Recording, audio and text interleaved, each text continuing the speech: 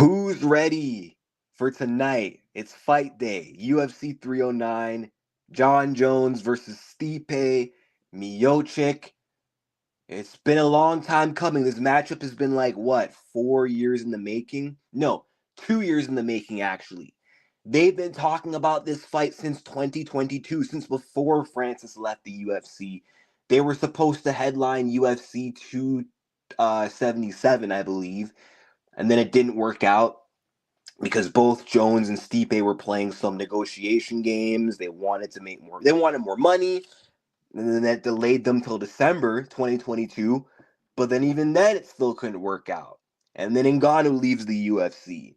And then for some reason, instead of making Bones versus Miocic for March 2023, they throw in Cyril Gane after Francis leaves and vacates, which kind of surprises me a little bit. I don't know why they didn't just give Stipe the fight right away, because if they did, we wouldn't be in this whole Tom Aspinall situation right now where everyone's giving John shit for not fighting Tom. Tom wouldn't even be the topic or discussion of this fight week between two fighters that got nothing to do with Tom Aspinall. I blame the UFC. They should have just paid John and Stipe what they want, and they would have fought a long time ago. And then also UFC 290. It was in talks for that card. Didn't happen. Finally, it's booked for UFC 295, but Bones gets injured unexpectedly. But if the UFC would have just paid Stipe or Jones their worth for UFC 290, they could have fought in July of last year, and then Tom could get his John Jones fight or whatnot. But here we are, November 2024, and I mean, this is a big fight, bigger fight than people think. I mean, I get that Miocic hasn't fought like in, 4 years or 3 years, 3.5 years, which is crazy. And some would say he's not deserving of a title shot, but he does have the accolades as the greatest heavyweight of all time. He should have been given an automatic trilogy against Francis Ngannou, but they didn't run that trilogy. They didn't make it happen. Instead, they just gave Francis. They were trying to give him Derek Lewis, but then Ngannou didn't want to come back on the UFC's timetable. They wanted Lewis, the challenger, to get his fight in his own backyard so badly, and Ngannou was like, "No, I want to fight on this date." So they made an interim title fight while the champ was healthy, which made no freaking sense. But you know what? Everything worked out the way it was supposed to do, the way it was meant to. I mean, it sucks that we did not get John Jones versus Francis, or that this Stipe fight had to be delayed so much, but you got the greatest combat sports athlete of all time in John Bones Jones, regardless of PEDs, and then you got Stipe, the greatest heavyweight of all time. This is a legacy fight for both men. And this fight, I don't know if it's going to determine, I don't know actually. I don't think if Stipe wins, he's the greatest of all time in MMA, but it could put him in the conversation because getting wins, being a three-time champion, having wins over John Jones and Daniel Cormier twice, who's also highly regarded, that would be huge. That would be huge. And I think Stipe would further have an untouched and solidified legacy as the greatest heavyweight of all time, beating John Bones Jones. And is it just me? Like, is anyone else feeling kind of nervous for this fight and the co-main event? Because it's like, okay, I'm rooting for Charles. I'm rooting for Chandler. I'm in the minority here, and I'm rooting for John Jones, which again, I feel like I'm the minority here. But I'm like nervous for Stipe, but I'm also nervous for John Jones because I know it's a dangerous fight for both. I'm nervous for Oliveira because part of me doesn't want to see him lose. I just want Chandler to win, but I don't want to see Charles get destroyed. But I also, for Chandler's sake, with everything he's had to go through with this whole Connor situation, it would be nice to see Michael Chandler redeem himself, not only with this whole situation over the last 2 years, but to finally beat an elite fighter in the UFC, someone that people will consider a good win. Nobody considers Dan a good win at the time. Nobody considers Tony Ferguson a good win ever.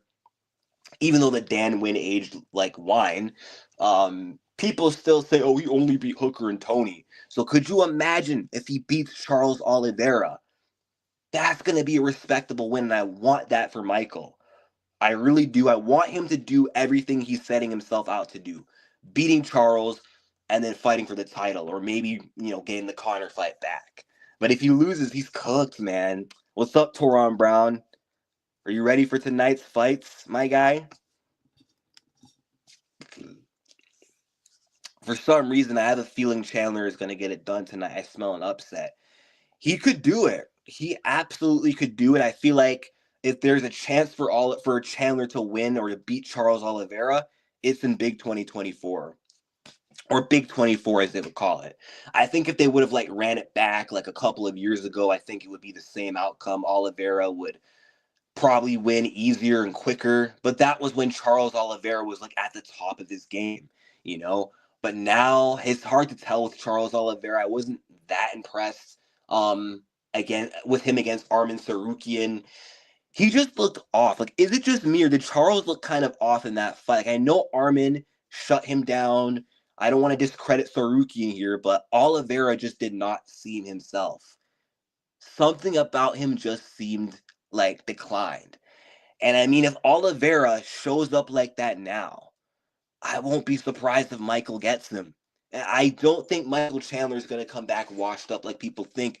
I have a feeling Chandler's going to be ready, and I think he'll be back like he never left. I think he's going to come back refreshed and dangerous. So I think Charles Oliveira better be on point for this fight. And besides, I mean, we saw the last fight went. Charles Oliveira was in a lot of trouble in that first round, but Chandler couldn't finish him. Charles survived. Not much you can do there. And then Oliveira came back. But Chandler in the first round is so dangerous. Oliveira has the reputation for always getting hurt and coming back. But how many times can you get hurt and come back until someone finally finishes the job? And I mean, Islam finished Charles, but that's because he's not afraid to go to the ground with him. And he's got high-level submissions, so he was able to sub Charles when he dropped him. But, it's very possible that Chandler hurts him again, but then he makes the adjustments this time to actually, I don't know, be more accurate with his ground and pound and maybe actually can get the finish. Or maybe Oliveira's toughness just doesn't carry him through. We're just going to have to find out tonight. But I can also see Charles clipping Chandler in a wall exchange on the feet, potentially knocking him out. That is my prediction of this fight. The first time I did predict Michael would win. And I remember looking back in my camera roll of my prediction video for that fight. I would say, oh, you can find it on my channel, but of course, my last channel got deleted. I mean, I could put it up on Google Drive and try to send a link, but I remember looking back at that video. My breakdown of that matchup was so spot on. I said exactly how Michael Chandler was going to do in that fight, how the fight was going to go. I said exactly what Charles Oliveira needs to do to win the fight. But in the end, I said, I think Michael Chandler, his pressure is going to be too much, and Oliveira is going to fold, and Chandler's going to get him out of there. That's what I thought was going to happen in that fight. And I was almost right. I could have been right, but MMA is such an unpredictable sport. It's literally a game of inches and anything can happen. Oliveira, he hung in there, man. And I mean, I know people say that the fight could have been stopped. No, it could not have. That would have been an early stoppage. Oliveira was on his hands and knees, moving his head. He was defending himself intelligently. He was fine. It was on Michael to do a better job to get him out of there, and he failed. But I thought that Chandler, I mean, I knew Chandler was going to beat up Charles Oliveira. I just thought that he could toy with him for 5 rounds if he needed to. But I said inside 2 rounds, Chandler's going to knock out Charles Oliveira, but it was the other way around. But now I do predict Charles to finish Chandler in similar fashion to the last fight, but without getting clipped or having to survive getting almost knocked out in the process. But I mean, I could also see Oliveira kind of doing what Poirier did. I would not be surprised if Charles Oliveira was able to sub him like a gassed out Michael Chandler. I also think Stipe is going to give Jones a run for his money. Not saying he will win, but he's going to take the fight to Jones. I also see an upset with Bo Nickel and Paul Craig. I mean, Paul Craig he's that kind of fluke machine, right? I mean, he fluked it against Magomed Ankalaev, who should have went on to become champion. Maybe he will be next year. and Jamal, who ended up becoming champ.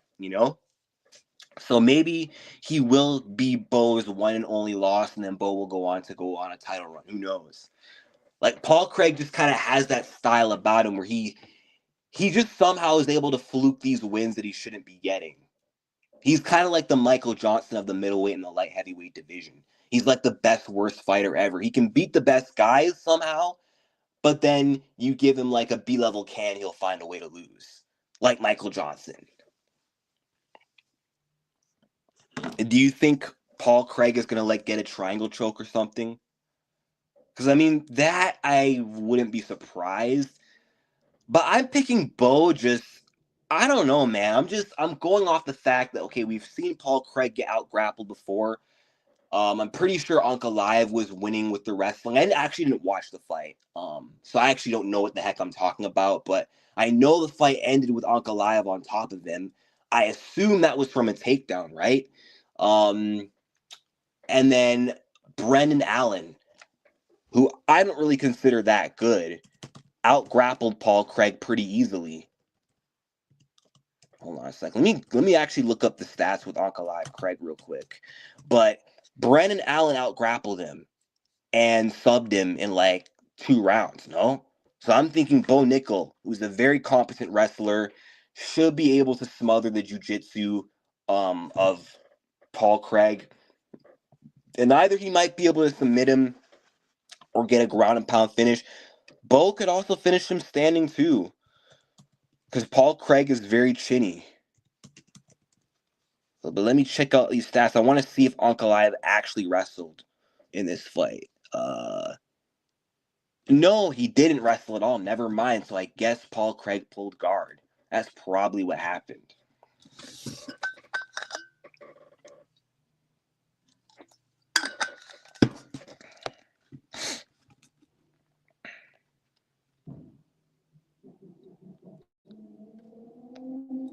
But could you imagine if Stipe Miocic beat John Jones? Could you imagine how crazy that would be? Of all people, the one to beat John Jones is Miocic, which it would be a shocker to so many. And it's not because Stipe is a bad fighter.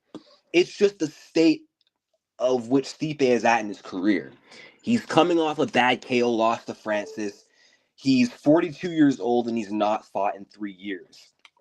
And because of that, it leaves an impression in so many fans' minds that it leaves an impression on so many fans that Stipe is washed. He doesn't have it anymore.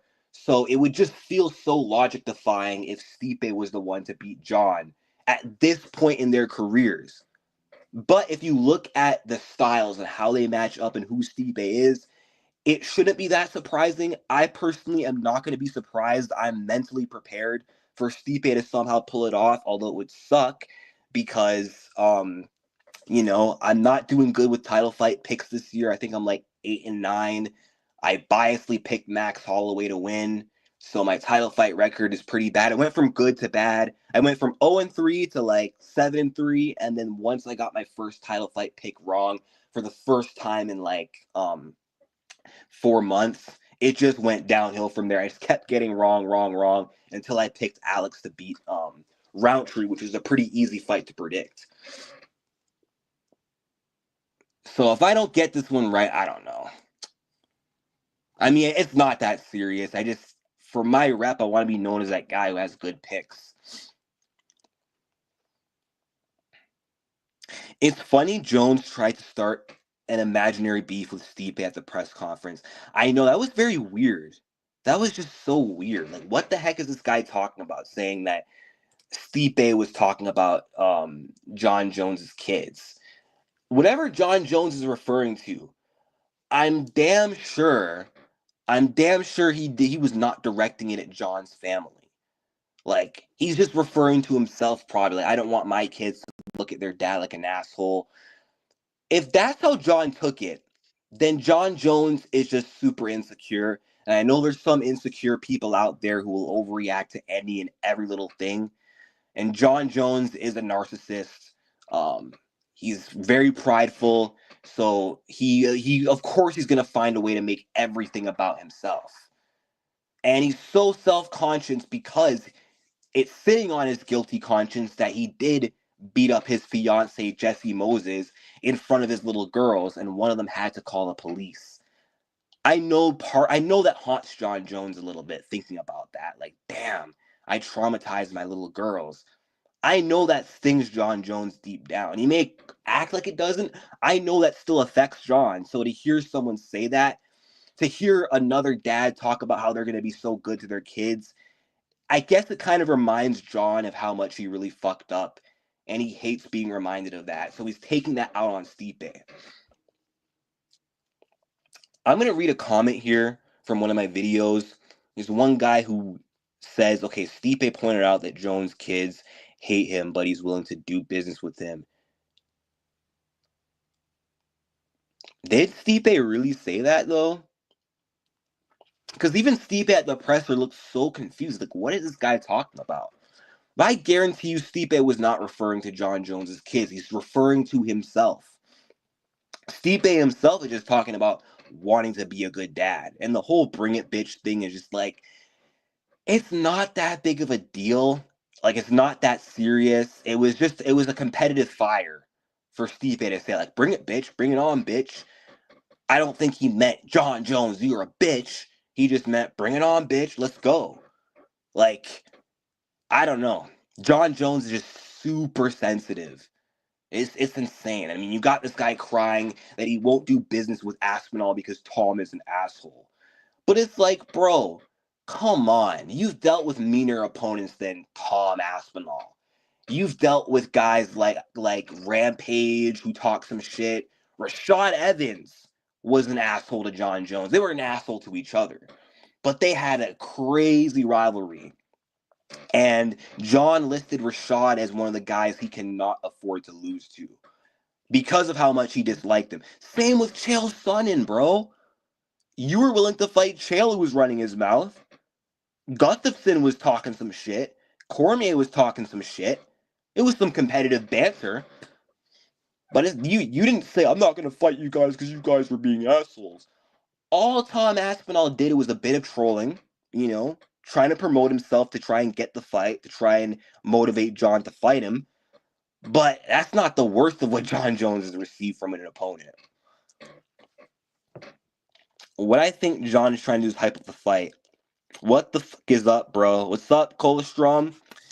Yeah, John Jones is probably trying to hype up this fight because he knows no one really cares about him versus Stipe, and that people want to see him fight Tom. I mean, I care about this fight. I like this fight, but I'm not going to sit here and act like, I don't know. I'm not going to sit here and pretend that this is a bigger fight than Aspinall. Well, in a way it kind of is, but I don't know. Let me explain.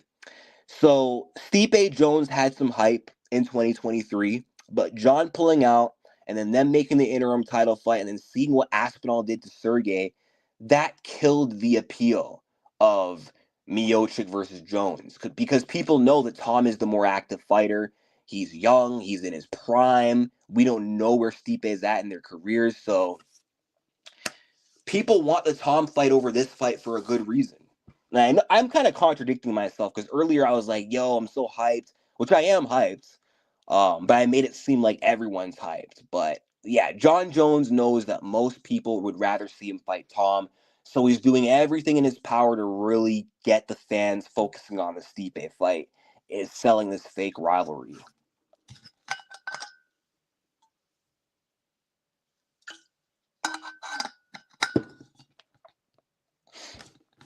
I agree. So how I see Jones versus Aspinall going, I know I'm on the Aspinall hype.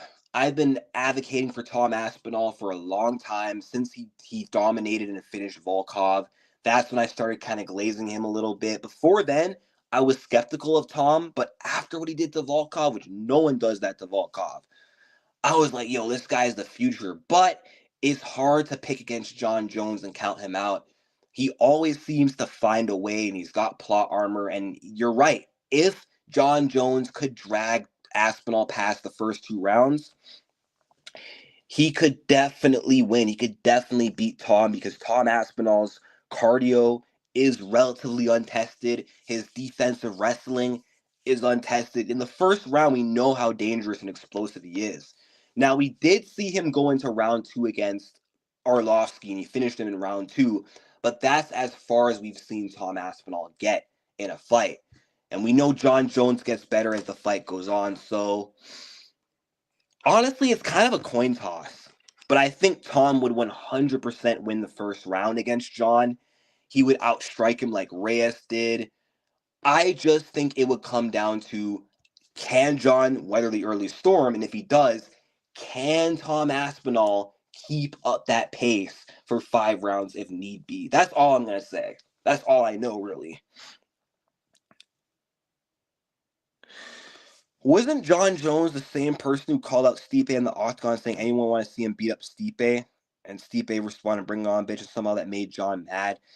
Yeah, I know. And Stipe said it best, like, sorry for defending myself.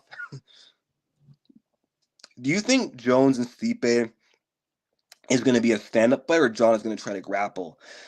I do think that it will primarily be on the feet.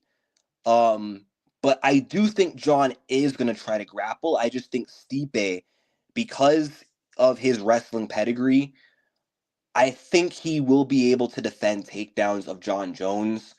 I mean, John will still get some takedowns, but Stipe has better wrestling than Ciryl Gane, so it's going to be a lot harder for him to lean on his wrestling against against Stipe. So I think because of that, they will be striking, but there will be takedown attempts. John will succeed a few. Stipe will probably get back up, but I just think John Jones is going to keep Stipe at kicking range. I think this fight's going to go very similar to how the second Gus fight did, where Stipe's trying to put on pressure, but John Jones keeps running and evading and keeping that distance and keeps stomping at those knees of Stipe and eye-poking Stipe. He's just not going to let Stipe get close enough to do any damage. He's going to duck and roll, maybe clinch to disrupt Stipe's pressure. And then I don't know. He'll probably win an uneventful decision, or I could maybe see a finish somewhere like in the 3rd round, potentially. I mean, Stipe on paper does have the advantage. Yes, he does have the boxing, and boxing is definitely a weakness in John Jones's game. And if anyone could exploit that, it's definitely Stipe Miocic. I do totally agree. I just think the problem is John Jones, he just has like way too many tools in the striking. He's way more versatile than Stipe, and that's why I think he will be able to outstrike him. When Tati pulled out of the Lemos fight, she immediately went on IG and gave updates. But this time she isn't injured and she's still posting workout videos. Yeah, I don't know what the fuck is going on, man. That's really annoying me that she hasn't said anything.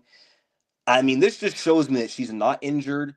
I don't know if Tatiana herself said, I don't want this fight, or didn't really agree to the fight and is trying to, I don't know, try to like protest her way into a title shot. I don't know what's going on.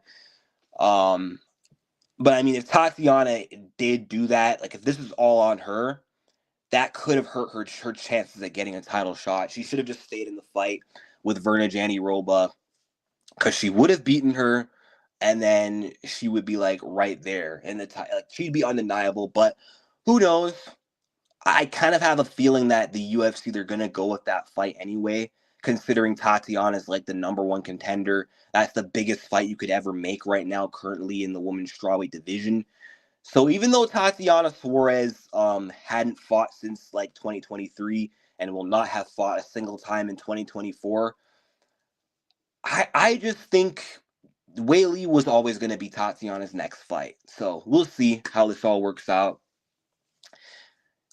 I wouldn't be surprised if like they randomly put this fight as like the co-main of UFC 312, which is in LA where Tatiana lives. And Weili, she's got to come back soon. And if she doesn't get the next title shot at Val, like up a division, she's got to come back at strawweight. And I pray they just go with Tatiana. They have to. When UFC 309 main card opening up with a banger, Mauricio Raffi, and James Lennon on top, I can kind of see an upset. So you think Mauricio Raffi is gonna lose? Because I see a lot of people picking Mauricio Ruffy to win that fight. A lot of people are going with him. I mean, I don't really know much about either fighter. I just heard Mauricio Ruffy is like one of the fighting nerds, and we know those fighting nerds, well, they don't play. They're pretty good.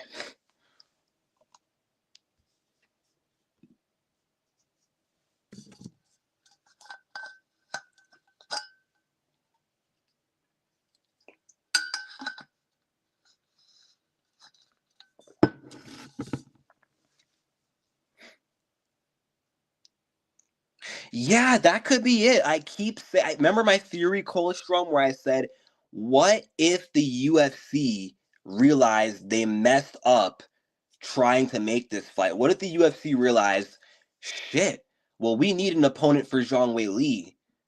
And who else is she gonna fight if not Verna or Tatiana? So what if this is the UFC's like sneaky way of smoothing Tatiana into a title shot so Wei Lee can have an opponent? And maybe what the UFC is doing, maybe their plan is, maybe they're lying to the media. Maybe they're creating this story that Tatiana pulled out and that she has health issues. Maybe they're telling Tatiana to play along. Maybe that's why Tatiana hasn't said anything. And then maybe by the time they book Tatiana versus Wei Li, which could be in January, they can make it so, oh, she couldn't fight in December, but she could fight in January, and that just so happens to be when Wei Li's ready to fight again. It could be a thing like that. And I hope we're right, Colostrum. I hope we're cooking here, because I really want to see Tatiana in that title fight.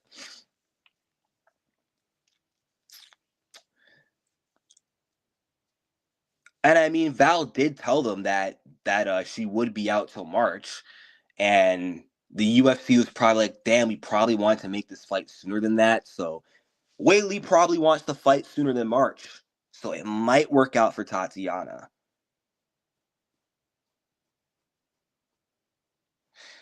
I'm just glad Chris Weidman is off the main card. How come? Is it because he's like old and washed?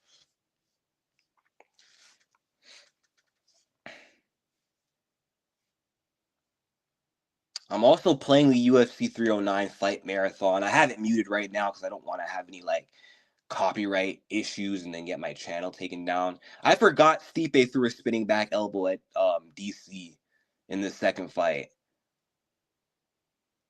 And it's such a shame that DC lost. Like, he was doing so good in the second fight. And I remember everyone was saying that DC won the first fight via fluke or only because of the eye pokes. And I used to get so annoyed by that fucking narrative. I'm like, nah, DC's better than Stipe Miocic. He'll beat him again. He's better than him everywhere. Better than him in the boxing. Faster than him. A better grappler. Higher fight IQ. I just thought that DC was so much more superior to Miocic. So when the rematch was playing out, I picked DC, and how the fight was going was exactly how I predicted, and I was happy with how it was going. I'm like, yes, Cormier is going to shut everyone up. And then sure enough, Stipe makes that mid-fight adjustment, and then he ends up finishing DC, which sucked, because then Stipe ended up proving those narratives correct. And it's so annoying when that happens in MMA. Like, could you imagine if Cormier was ready for those body shots against Stipe? Could you imagine if he was prepared for that? He would have went on to win by decision. He would have been 2-0 over Stipe, but it is what it is, man. I mean, I'm not entirely mad that Stipe went on to become a two-time champion. I mean, I wanted Cormier to win, but part of me was kind of happy for Stipe to redeem himself. Um, And, DC did say he was going to retire after winning. I mean, I wanted him to retire on top, but it was probably better for the UFC and the division that someone who was going to continue their career would, get the belt back. And plus, it did set up the Ngannou rematch for Stipe, which was also a big fight.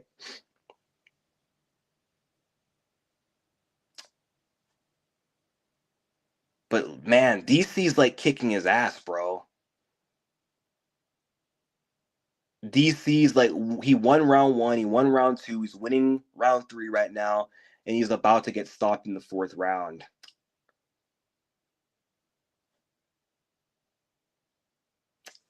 And I remember picking DC in the trilogy too.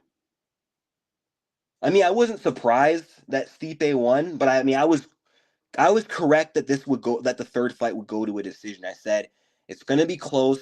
Stipe will do better, which he did. But I thought DC would be able to edge him like 3 rounds to 2. And I think it was the 48-47 decision, or maybe Stipe beat him 4-1, actually. I can't remember. Let's see. Oh yeah, if John loses and gets a rematch, that's going to be the worst case scenario for the UFC. And yeah, Tom versus Ngannou would have also been a pretty big fight. That would have been huge.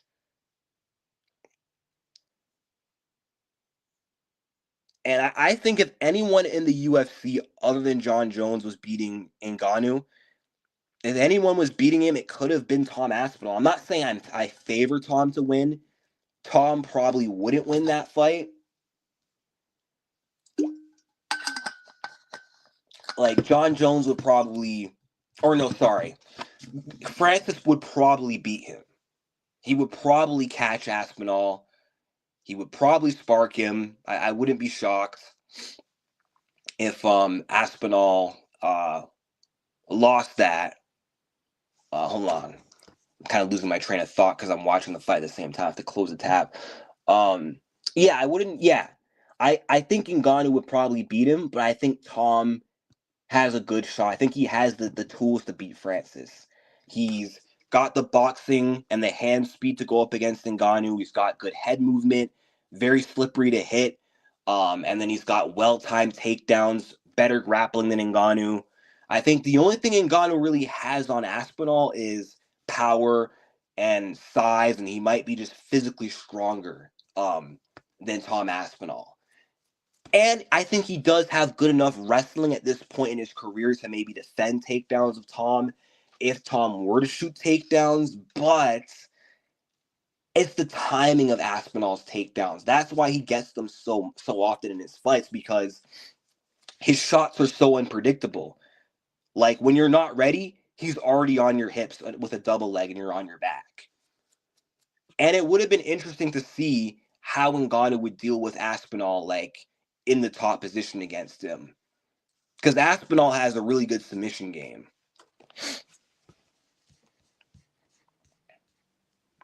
Oh, there's the body shots of Stipe. And again, I remember watching this live at Buffalo Wild Wings. I'm like, fuck, bro. He keeps getting hit to the body. I think he might get finished here.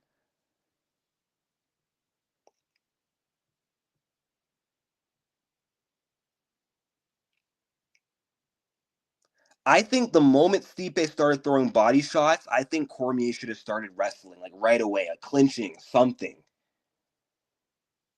I don't think it was smart of him to keep boxing after getting clipped to the body.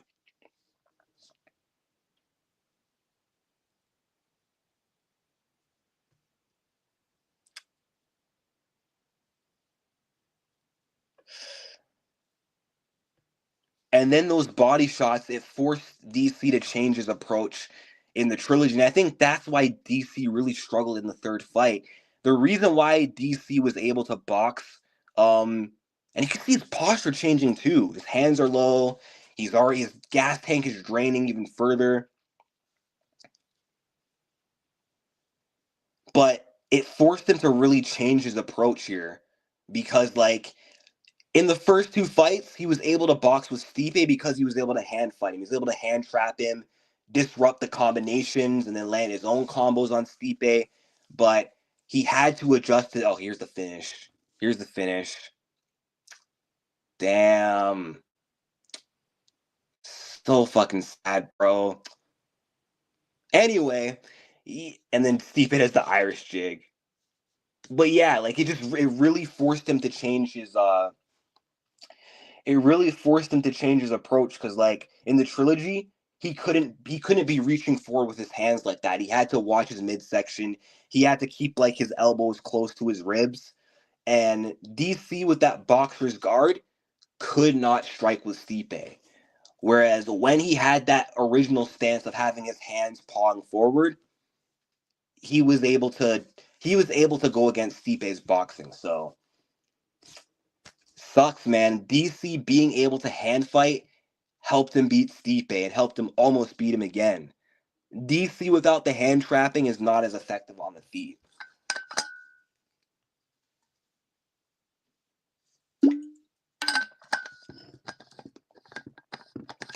Although I think Shavkat will win, um, it Ian will make it competitive. It won't be as easy as people think.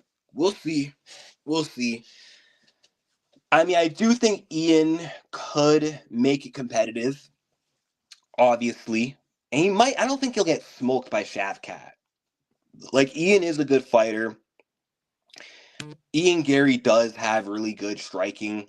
And honestly, I think on a technical aspect, I think he might be better than Shavkat. I think he's got better kicks than Shavkat. I think he's better than Shavkat at kicking range. But the problem is, I feel like Shavkat is going to be able to impose his pressure on Ian Gary, and he's going to make Ian very uncomfortable in there. He's not going to allow Ian Gary to fight his fight or to fight at his comfortable pace or distance. He's going to force him into boxing range, force him into the phone booth, and I just think he's going to do more damage against Ian.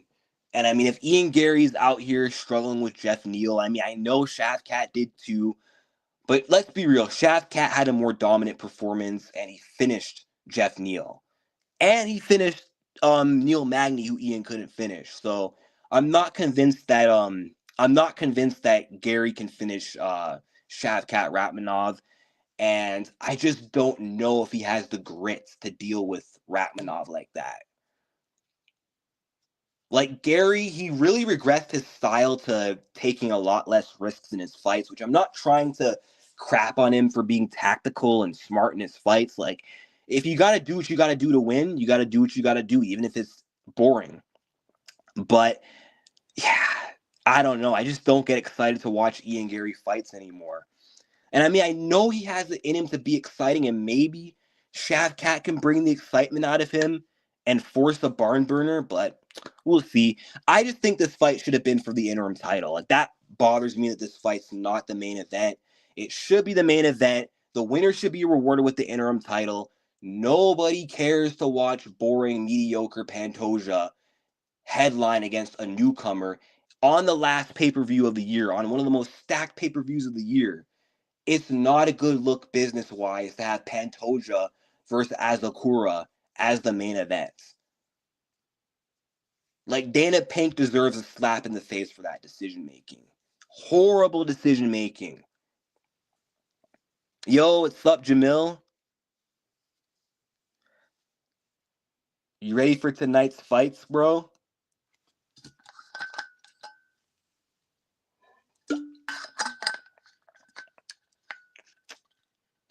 I agree, and Shavkat does have a submission threat. Yeah, he does. I mean, Ian Gary does have a good ground game as well. I mean, he showed his grappling against Michael Venom Page, but he's not out grappling Shavkat Ratmanov. Let's be real. And I want to look up Ian Gary's stats right now. I want to see like how good his takedown defense is. Let me see. Ian Gary takedown defense 69%, bro. Shavkat can definitely out grapple him. If Shavkat decides that the striking is a little bit difficult and he wants to switch gears and grapple, he could. He honestly could do that. But I don't think that Ian could do that though. I don't think Ian could win by out grappling Rachmanov. Wait, Shavkat 6'1"? I thought Shavkat was 6'3". Why did I think Shavkat was 6'3" this whole time? But he does have a reach advantage. I feel like Ian kind of has that Max Holloway problem where he's tall but doesn't have the reach. He's got the leg reach but not the arm reach, and that might actually hurt him against Shavkat, who's shorter but has the reach advantage. Ian Gary will outkick box Shavkat for 3 rounds, then lose the last 2 when Shavkat grapples. Interesting take. I mean, that could happen. It's very possible. maybe Ian Gary could run away with a decision. I mean, he does have that path to victory, but I don't know. I personally see Shavkat kind of overwhelming him probably after the first round. Like, I personally think Rachmanov will probably beat him like 3 rounds to 2. If not, maybe find a finish.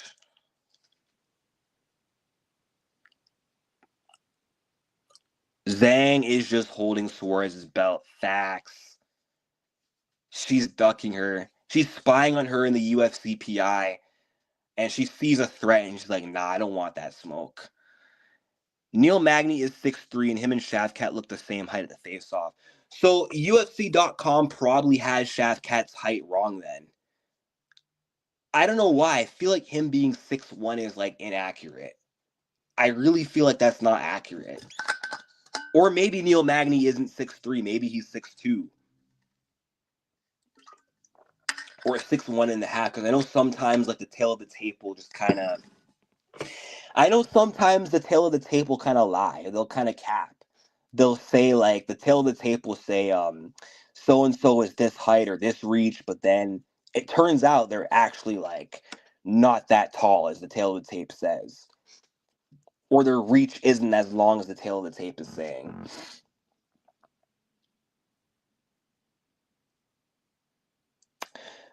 Whaley fans think she can out-grapple Tatiana. They're delusional. They're delusional. Jamil says, when you and I fighting Carter? You name it, bro. Pick a date. You tell me.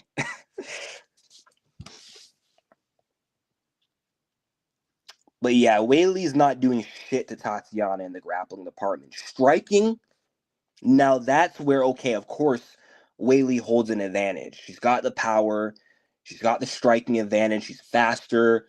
But that's literally her only path to victory against Tatiana is outstriking her. She has to be able to stuff takedowns and outstrike her, and potentially knock her out, or just hold off her wrestling for 5 rounds and win it by decision. But if she tries to beat Tatiana at her own game, which I do think she will try, she's going to end up in a lot of trouble. She's going to end up on her back and getting dominated. I mean, Carla Esparza was able to find herself in top position a few times against Whaley, but the problem with Carla is she's too undersized, and Whaley was able to use her size and her strength to her advantage. She does not have a size or strength advantage against Tatiana, let alone a wrestling advantage. Sorry, what question was it? Let me see. Oh, okay, hold on. Do you think Tati will strike with Whaley like she did against Andrade, or do you think she's going straight for a takedown after a few kicks? I could see her shooting for a takedown a lot sooner against Zhang, just because Zhang is more dangerous on the feet than Jessica. She's got a bit of a different stature. Um, Jessica Andrade is just a very short, predictable brawler, so it's very easy to see Jessica's big, meaty hooks coming from a mile away. Shout out Lucas Tracy, and to evade them and keep her at range with kicks. Whaley, it's going to be a little bit harder to do that. So I do think that Tatiana is going to shoot a little bit earlier in the fight. And she's going to shoot a lot faster at the beginning of each round, depending on how long this fight goes. I mean, in moments, I do think Tatiana will have to show her striking. But I do think that with the takedown threat in place, I do think it will help Tatiana deal with the striking of Whaley a little bit, but no, not to the same level as Jessica, to answer your question. And I wouldn't be surprised if like Zhang did a bit more damage on the feet than Andrade. Like, she might land some good shots on Whaley or on Suarez, because Whaley's a lot more accurate than Jessica. So she might sting Tatiana a good few times, but I just think the problem is with, Whaley and the way she's built. She is shorter than Tatiana, and she's at a reach disadvantage. And Whaley has this style where her striking mainly depends on getting inside, closing that distance. She needs to get inside for her striking to be effective. Um, and trying to inside fight Tatiana Suarez, that's just playing to Tatiana's game, because then that's going to allow Tatiana the chance to get a hold of her and to start working her wrestling. I feel like to really give Tatiana trouble, you got to have reach, and you got to have really good distance management and really good footwork and distance striking. Because letting Tatiana Suarez get close, that's like the worst case scenario. Um,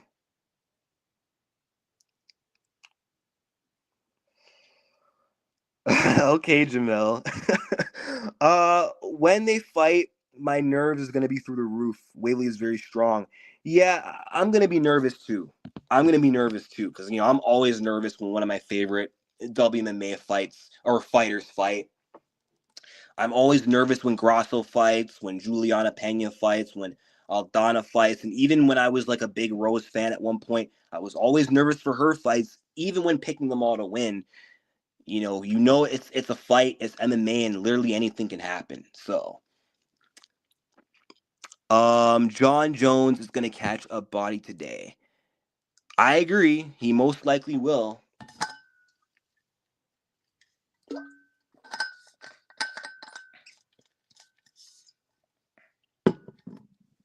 Could you imagine though John Jones wins tonight and then he actually does suck it up and fight Tom Aspinall?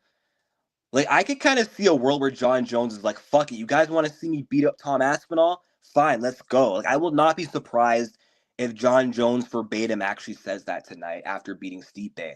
I can dead ass see that. Like, I can see John just letting the frustration and letting the "you're ducking Tom" comments get to him, and it might pressure him into actually fighting Tom.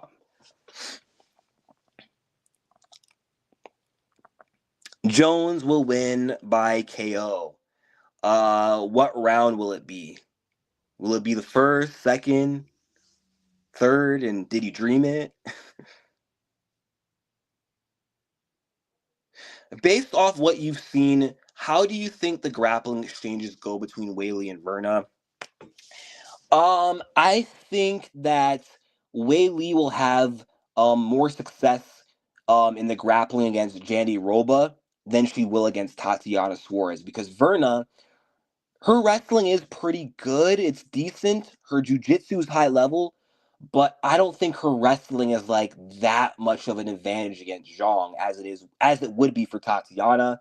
She's not as physically imposing as Suarez either, so I think Verna can get Whaley down a few times, but I ultimately do see Zhang Weili being stronger, being able to out scramble her, win those scrambles, end up in top position, and probably even beat Verna Jandiroba at her own game. Like, I wouldn't be surprised if Whaley just straight up out wrestles Verna if they fought. I think Whaley would do very well in the grappling against Jandiroba.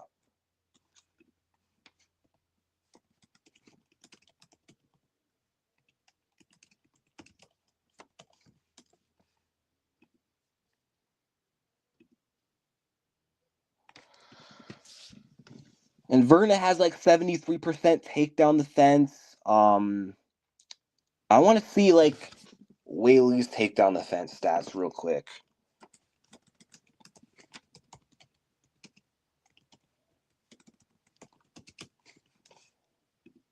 Because the thing is with Zhang, her defensive or her offensive wrestling is amazing, but her takedown defense is like not that great. It's 50%. So I mean, I could see Verna working her takedowns. I just don't know if she'll straight up dominate Whaley with the grappling. But she could put up a fight. Let's see. Grasso's out for a while. I know, so annoying. Hey, I wouldn't be surprised. I would not be surprised if John Jones knocked him out with a head kick. I would not be shocked, because John Jones does have kicks. We saw him sneak in that high kick against Daniel Cormier. Daniel was able to land some head kicks on Stipe, but not flush. He just grazed him with the toe. And Ngannou landed with the foot. John Jones could set up Stipe with a head kick, and he could land with the shin to the dome, and it could be good night, and we could see Stipe go out cold again. Okay, let's see. Larry CTM rundown for UFC 309.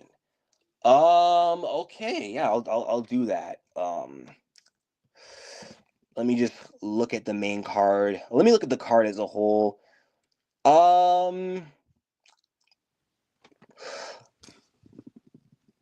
Okay, so I think John Jones is gonna get it done against Stipe Miocic.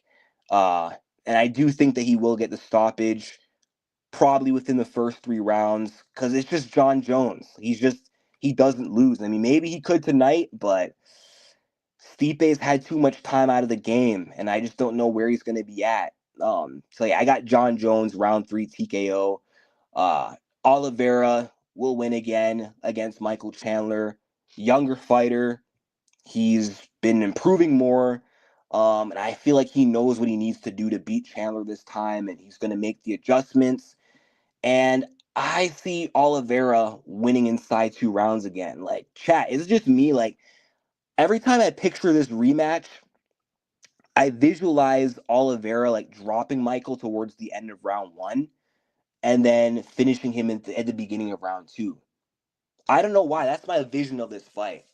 I could be wrong though. Like, Chandler has a chance. It's a great fight. I'm glad it's happening, but I think Oliveira is going to repeat history because Chandler does not beat this level of competition in the UFC. Bo Nickel will beat Paul Craig. Vivi Arujo will lose to Korean Silva because, Verna Jandy, or not Verna, Vivi is just there to make these up-and-comers at flyweight look good. She was there to make Grosso look good. She was there to make Natalia Silva look good. I think Korean Silva is going to get an easy win over Vivi and end up in like the top 7, top 5 of the women's flyweight division. And then I think Mauricio Ruffy will win. And then Jonathan Martinez versus Marcus McGee. This should be an interesting fight. Not really sure how that one's going to go. Weidman Anders. Anders is such a winnable fight for Chris, but I don't know, man. Weidman's so washed. So it's hard to tell. And Weidman, like, has bad luck in MSG. But we'll see. And then Jim Miller versus Damon Jackson. Miller will probably win that fight. And then David Onama, I'm not sure who wins that one.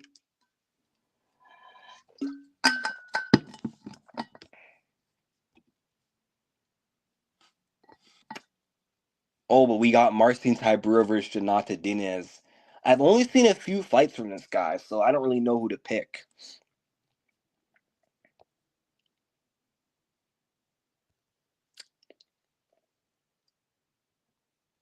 Charles will sub Chandler in the first round. Very possible. Very possible. I could see it. I could see it. I will not be surprised if Oliveira wins this fight faster and easier. Tybura will finish Dinez. You know what? I could see it because Marcin Tybura is a veteran. He actually kind of does well against this style too, against these powerful guys at heavyweight. He was dealing with Derek Lewis until, we got stopped at the end. We saw what he did to Greg Hardy and a few other guys. So, and Tybura is very underrated. So I could see him getting it done. He'll probably out-grapple Dinez, honestly, and maybe he'll stop him on the ground. Okay, if he was getting ragdolled by Austin Lane, then yeah, there you go. He's not beating a grappler like Marcin Tybura. Yeah, if Charles Arman was a 5-round fight, I think it would have been a different outcome. I think it would have been a different outcome. Oliveira won the first round, could have won the third round, but he got better as the fight went on. He had more urgency in round 3. Was able to get back to his feet in round 3. Arman started slowing down. He almost had that Darth in. 2 more rounds, Oliveira might have ran away with the last couple of rounds. And maybe he could have found a finish in like the 4th or 5th. Paul Craig's undefeated against undefeated guys, just saying. That's true. He did beat Jamal Hill, who was undefeated. That's right. He did beat Uncle Live, who was undefeated. I said earlier in this live, Paul Craig is like Paul Craig is kind of like what was I gonna say? Paul Craig is kind of like the Michael Johnson of the middleweight and light heavyweight division. Like he finds a way to beat some of the best guys out there, and then you look back and question, how the fuck did Paul Craig beat that guy? It's the same thing with Michael Johnson. People question, how did this guy beat Tony, and how did he beat Dustin Poirier or almost finish Gaethje, but he can't beat Clay Guida? It's like Paul Craig, he's like the best worst fighter out there. He can beat Jamal, he can beat Ankalaev, and if he beats Bo, I mean that's crazy, but then it's like he can't beat Brendan Allen, he can't beat Johnny Walker.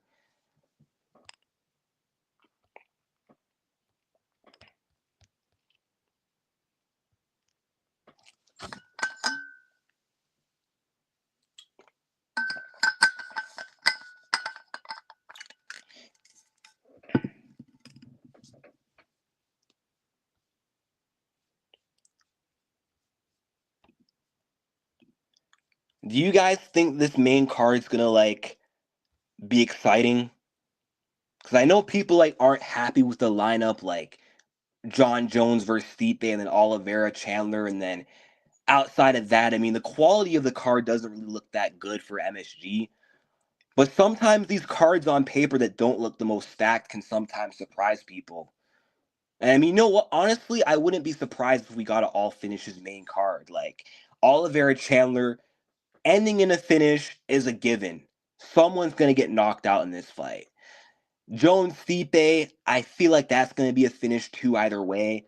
I can't see that one going the distance. Maybe the only one that will go to a decision is like the women's MMA fight, because women's MMA fights usually end in decisions. Mauricio Ruffy versus James Lontop will probably be a finish. And like the prelims, I could see finishes on there too.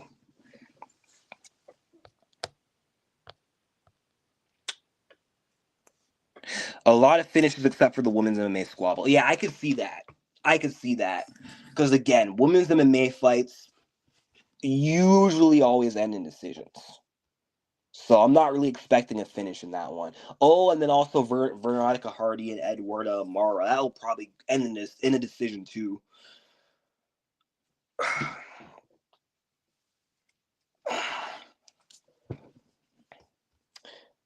Man, one of these days I want to actually like do a fight companion for cards. I just haven't been able to come around to it because usually with pay-per-views I'm either like downstairs watching with the family, so it's like I don't really have my phone out streaming, or I'm like out somewhere watching it.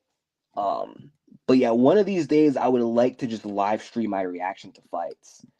Like I haven't done it that often. The rare few times I've done this was UFC Paris in 2022 and UFC San Diego in 2022. I had that big reaction to Dominic Cruz getting slept by Vera, and that reaction to Gon versus Tuivasa, which was a great fight.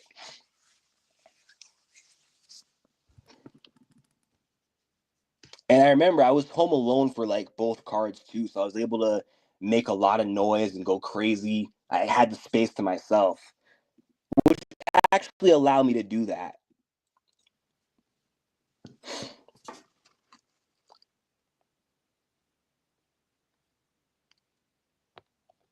Yo, what's up, Shivian or Shiven? Sorry if I'm like mispronouncing your name, bro.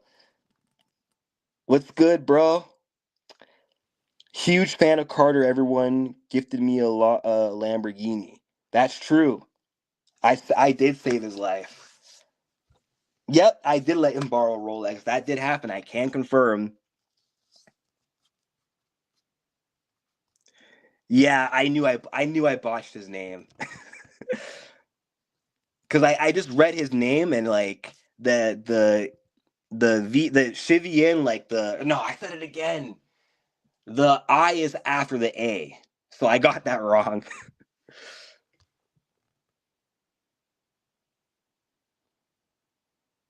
What's up? FTBL Adam 2. Brian Williams. What's good, my man? Shivan. Okay, I'll remember that. Thank you.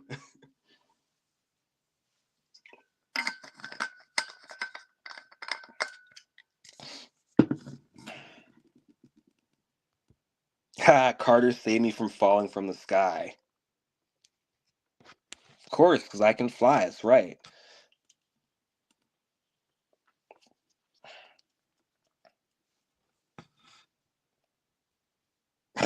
It's Shivian. Do you guys think if John Jones wins tonight, he's gonna actually fight Tom, or do you guys think he's gonna like? Do you guys think he's just gonna vacate and chase the Alex fight? Carter saved me from a car crash yesterday. Haha. Okay, let's see what else there's to talk about. So we got this weekend's fight, and then next weekend we got Peter Yan versus Davison Figueiredo, and that fight night's looking pretty good. Dana said he can't fight Alex. Um, yeah, but Dana White says a lot of things. Doesn't really make it true. He's known for saying one thing and then the opposite thing happens. There's a MILF 2 miles away. What's your first step? Uh, my first step would just be to show confidence and just haul at her, you know? Try to get her number. Well, Dana did say that he has to fight Tom in order to fight Alex, which that is fair. That is fair. Get the Tom fight out of the way, beat Aspinall, and then let Alex, beat Ankalaev. If both guys can beat their undeniable number one contenders, then there's no one else left for them to fight. If John Jones beats Tom, he owes the rest of the heavyweight division nothing. If Alex beats Ankalaev, he owes the rest of the 205 division nothing. And he'll have beaten everybody there is to beat.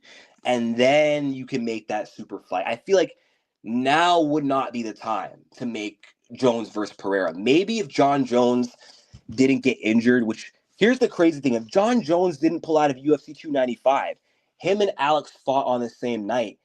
That could have led to them fighting each other like at UFC 300, even though Jamal Hill then would have to wait.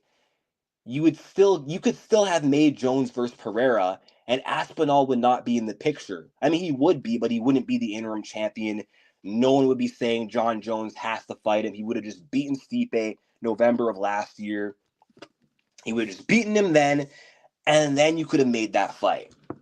But John Jones getting injured, it kind of messed up a lot of things. And it really complicated John Jones's career, which, I mean, injuries, I mean, that's what they do. They ruin people's careers and they kind of mess things up. They change history.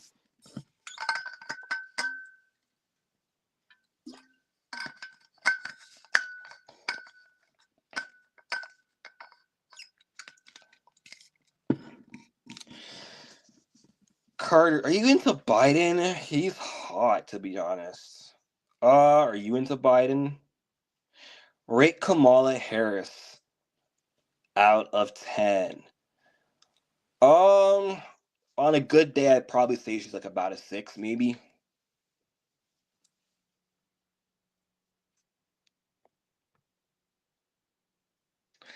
I know you want a piece of her. Do I? Okay. I mean, that's what you think.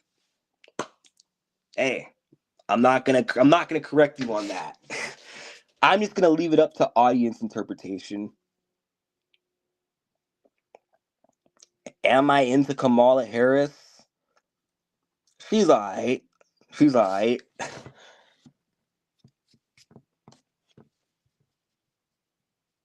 We need to hear a caption right now. No, I'll leave that out of the live stream. What goes in the gram stays in the gram. Audience thinks Carter and Kamala are meant to be. I mean, we are both light skinned after all, so you could be right. Who knows?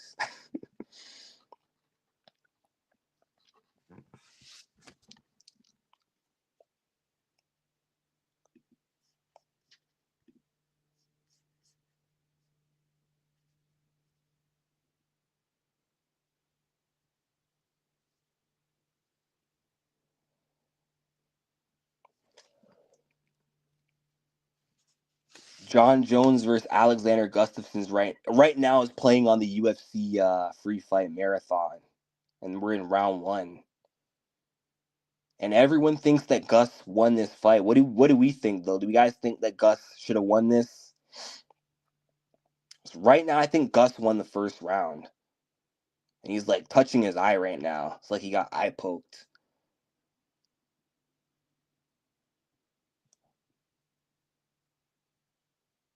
Kamala and Carter, baby will be light skinned and Indian. Dang, what a mix, eh?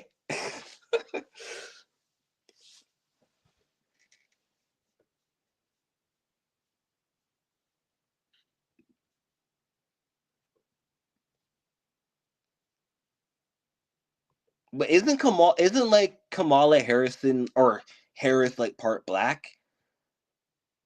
Like I don't know. When I look at her, I don't look at like a pure Indian. I see her as kind of like I don't know why. I feel like I see a bit of black in her.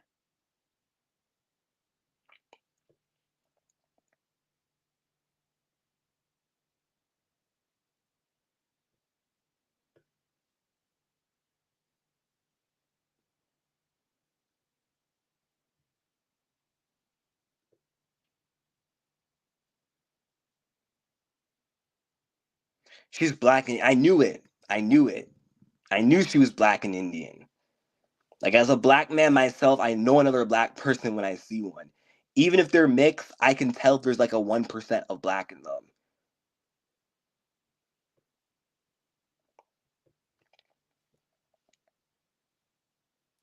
First thing you'd say to Alexa Grasso if you meet her. Well, I mean, I did meet her technically on an Instagram live stream where she is like, "Hello, where are you from?" And I'm like, "Oh, I'm from Canada." And she's like, "Oh, I would love to be there someday." And I wish she kept her word, man. I wish Grasso would pull up to the 6 right now because I would like go meet her in a heartbeat.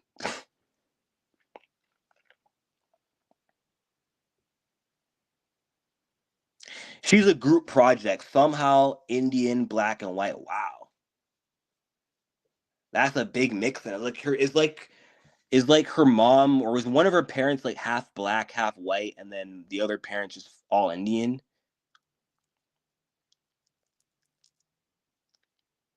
That's like a very interesting 3-way mix there.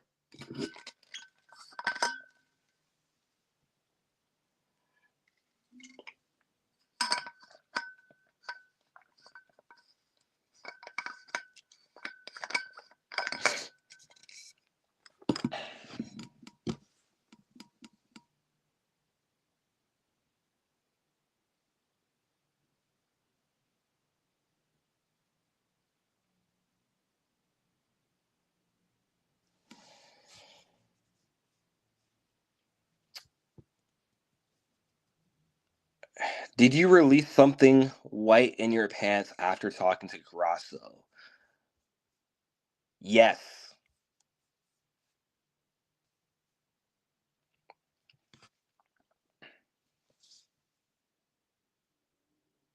Thoughts on Pena and you having a baby together? I mean, hey, that would be a beautiful baby right there. If I had a baby with either her or Alexa Grasso, could you imagine?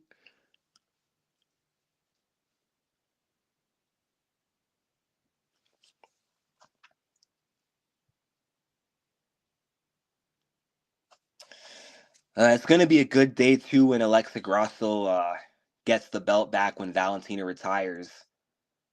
And every time I predict one of my WMMA favorites to become a 2-time champion, it happens. I predicted Rose would be a 2-time champion after Jessica beat her, and then she beat Whaley for the belt. When Nunes beat Pena, I said Pena's gonna eventually get her belt back. It happened, and I'm telling you all right now, Grasso's gonna get her title back in 2026. You heard it here first. Right now, she's just recovering from her injury, and then after she recovers, she's gonna beat her next opponent, and by that point, Valentina's probably gonna be gone, and Grasso's gonna beat whoever for the vacant title, or whoever else is the champion by that point.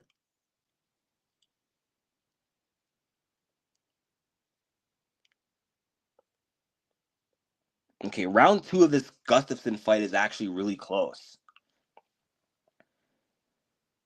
Like, I could actually see an argument for John Jones winning the second round against Gus.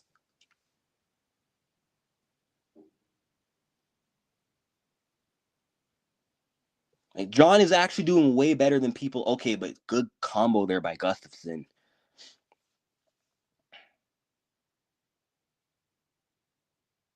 I don't think John Jones like won 49-46. That's like criminal. That's pre-written scoring, but I could see John winning this like 2, 4, and 5.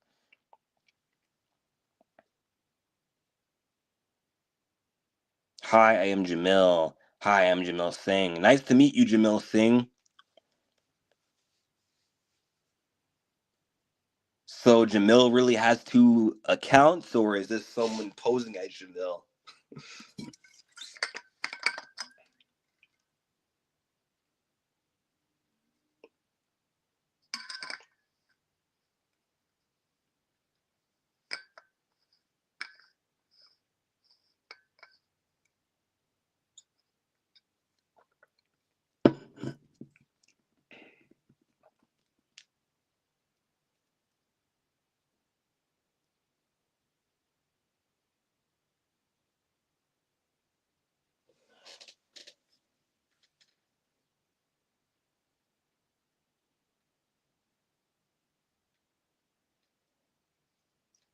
Thoughts on... Nah, I'm not reading that out in the live. Come on, man.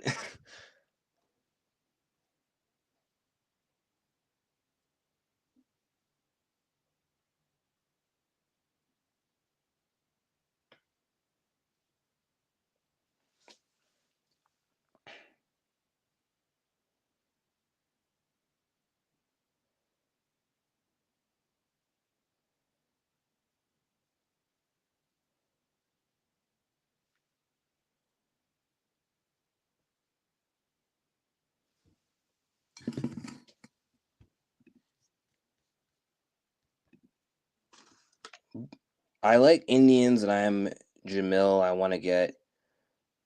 Okay.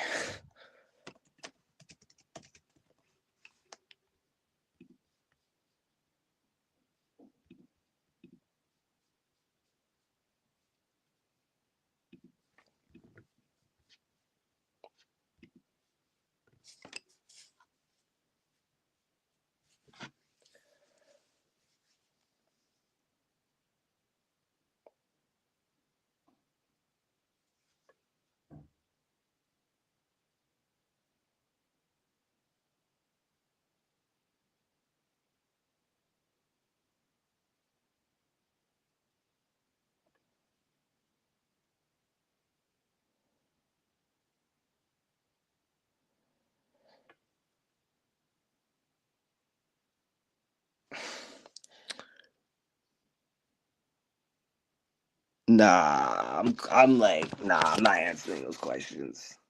Come on.